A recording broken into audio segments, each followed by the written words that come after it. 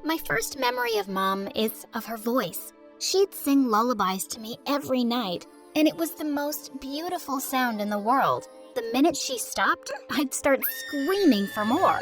By the time I was 1, I could hum every lullaby perfectly. Dad would play the grand piano, and I'd jump onto his lap and press the keys, delighted by the sounds I made. On Dad's 30th birthday, there was a grand celebration at our mansion. In the middle of it, I climbed onto the table and started singing the birthday song. Suddenly, a hush fell over the room.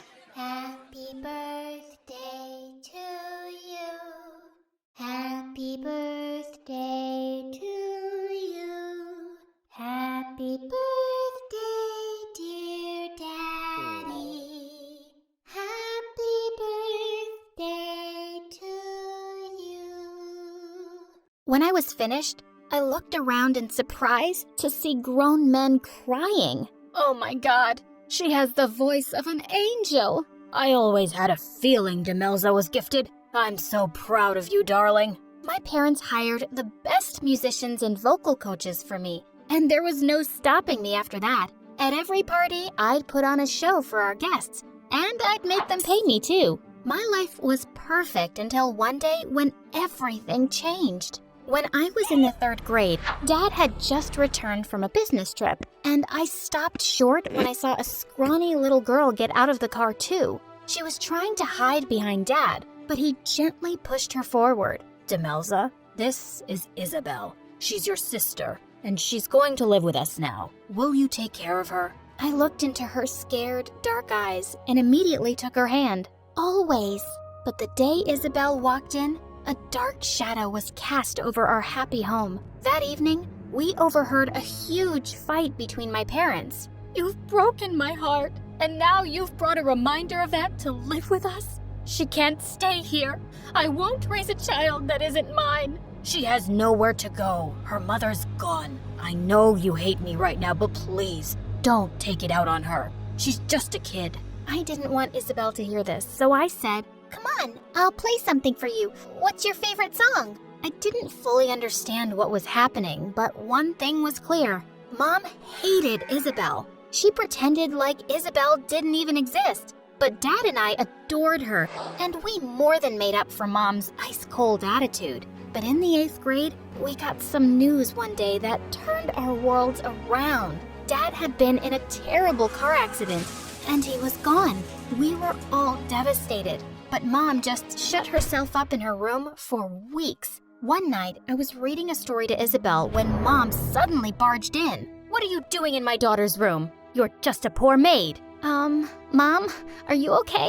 She's not a maid. This is Isabel, remember? How could I forget her? Everything bad that's happened to us is her fault. I stared in horror at Mom as Isabel started to cry. "Pack your things first thing in the morning, Isabel. You're going to be sleeping with the maids now." "What? No, she's not going anywhere. Either she goes to the maids or the orphanage.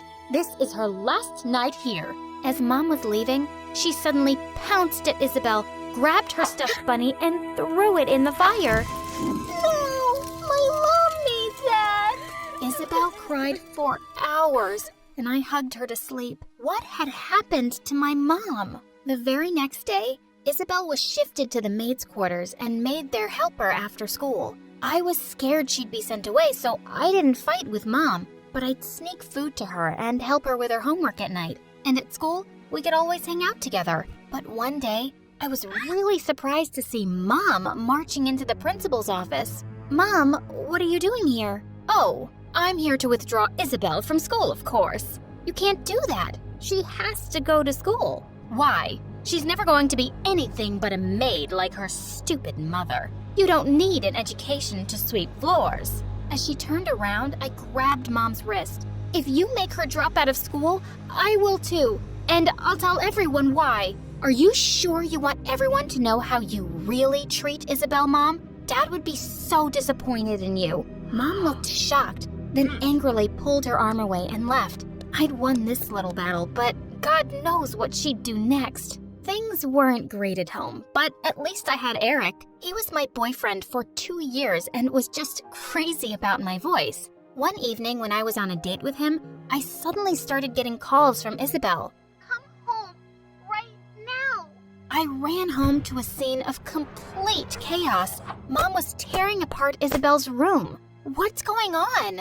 Your dad's watch is missing, and I'm going to search all the maids' rooms. And when I find it, I'm kicking out the thief for good. Just then, a servant came from another room, saying it was under Mom's personal maid's bed.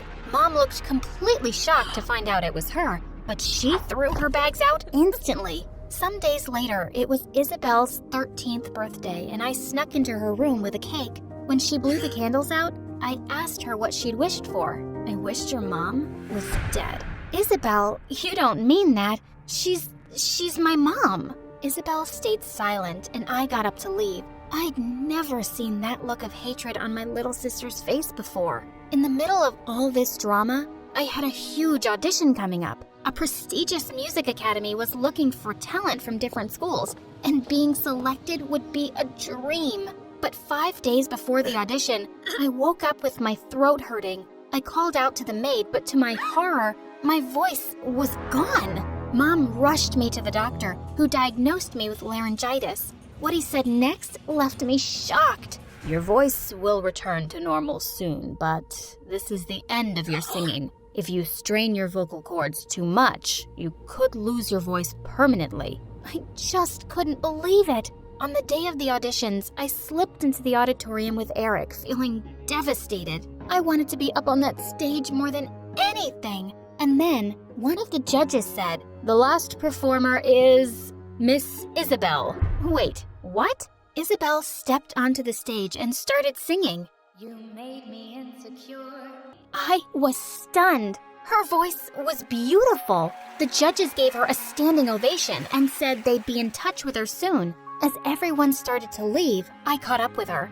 Isabel, that was amazing. But why didn't you tell me you could ever sing like that? She brushed my arm off angrily, her eyes blazing. You never asked. You just assumed that you're the only one with any talent. But I guess that's something we both got from our father. It makes you unhappy, doesn't it? Why would you say that? I've always had your back, Isabel. Yet, I've been living as a maid in my dad's house for years. And you did nothing. You think sneaking me food makes up for how I'm treated? No, it doesn't. All it does is make you feel good about yourself. Isabel, I tried. You should have tried harder. I hate you, Demelza. As she stormed off, I felt heartbroken. As Eric walked me back home that evening, suddenly a cyclist came charging straight at him. I pushed Eric out of the way just in time, but he landed on the pavement, hitting his head. I quickly called an ambulance, and after hours of waiting at the hospital, we were shocked to get the news. Eric was in a coma. The doctors were hopeful he'd wake up soon, but weeks turned into months, and before I knew it, a year had passed. I was almost done with high school, and Isabel was in her music academy on full scholarship, but we never spoke anymore. One day when I went to see Eric, I was shocked to see him sitting up in bed. Oh my God, you're awake! He gently pushed me away. I'm sorry, who are you? Eric, it's me, Demelza, your girlfriend. Can you sing? Yes, well, I used to, but then I got sick and had to stop, remember? No, I just know that my girlfriend sings beautifully. I couldn't move or see all these months, but she'd talk and sing to me often, and I could hear her. I know her voice, and it's not you. Suddenly, my blood ran cold when I heard someone behind me. Babe, that was me. You could hear me? Isabel? Yes, it's you. She ran forward and hugged him, and then they kissed. Suddenly, I just lost it. I pulled Isabel by her hair. Are you completely crazy? You've been visiting my boyfriend and singing to him? Tell him you're lying. I am not. He's mine. Let me go, witch. And suddenly, she pushed me viciously and I went flying into a trolley. I attacked her and we went crashing straight into the machines. And the next thing we knew, we were both thrown out of the hospital. I turned furiously to Isabel. We're done. For good. You've become a hateful monster.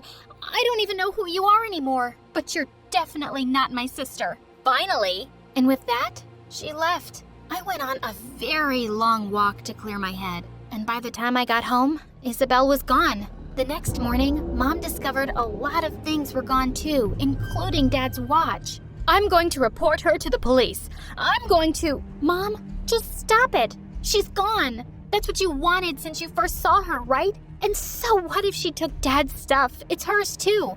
Let it freaking go. A year later, I went off to university to study music. If I couldn't sing anymore, I could still play. In my final year, I was leaving the campus one day when I stepped on a newspaper. It had Eric and Isabel's face on the front page with the headline, "Billionaire to tie knot in 2 weeks." Well, good for them. But just a few days later, I walked into a coffee shop, and to my shock, I saw Eric there. And he was kissing a blonde girl that definitely wasn't Isabel. I just walked away. It wasn't my problem, but I couldn't stop thinking about it. And when her wedding day arrived, I just couldn't not do anything. Even if she hated me, she was my frickin' little sister. And that's how I found myself bursting into the church and running like crazy down the aisle. Hold it! This wedding can't happen! As Isabel turned to look at me in horror, I ran straight at her and hugged her. I held onto her tight as she squirmed and shrieked.